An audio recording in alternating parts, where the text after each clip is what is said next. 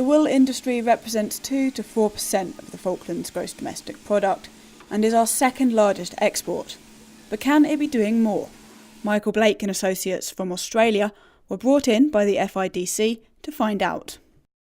The highlights start with firstly complimenting the Falkland Islands wool platform, because it already is a very, very good product. It's certainly the best of the whole region, and this region of the world is second after Australia in apparel wool. So the product is a high value, very good product. This is an FIDC project about value adding and enhancing, and the value adding is within what you do already.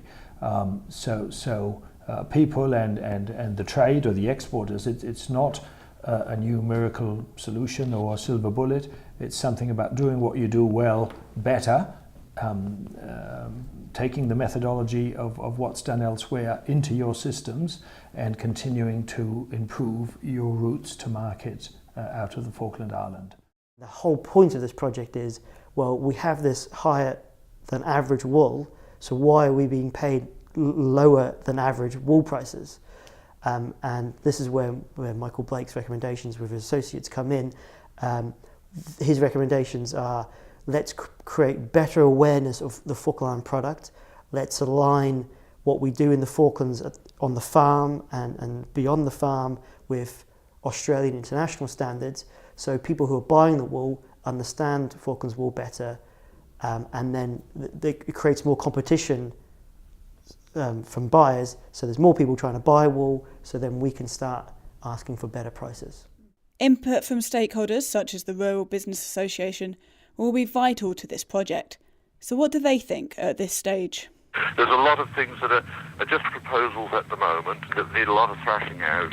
There's going to be plenty to discuss at Farmers Week in July, and within the Rural Business Association we on the committee still need to hear feedback from a lot more of our farmers after this week's over to be able to see what else we can press for in terms of best results long term for the membership and anybody else.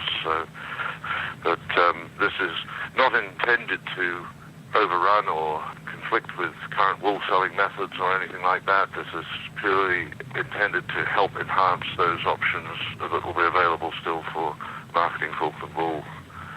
Our key recommendation is our point 9 about a new structure or entity or platform that sits in support of all of this activity. So how that's funded is the Australian model of that is grower and government funding. The Australian wool grower pays 2% of his income to Australia Wool Innovation. Maybe this platform we consider as one, or whatever arrangements can be made.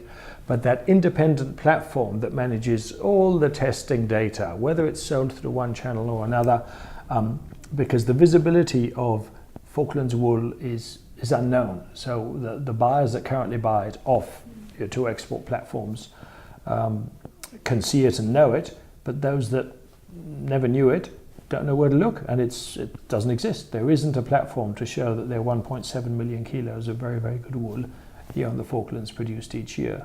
There is no reason to for anybody to necessarily feel positions threatened or anything like that by any of it. It's been a commendable initiative that FIDC has taken, and I think this is an exercise that I hope people will take a broad view on and realise that it is intended to improve things, not mess them about. This project is still very much in its infancy, with plenty more work to be done before recommendations can be implemented.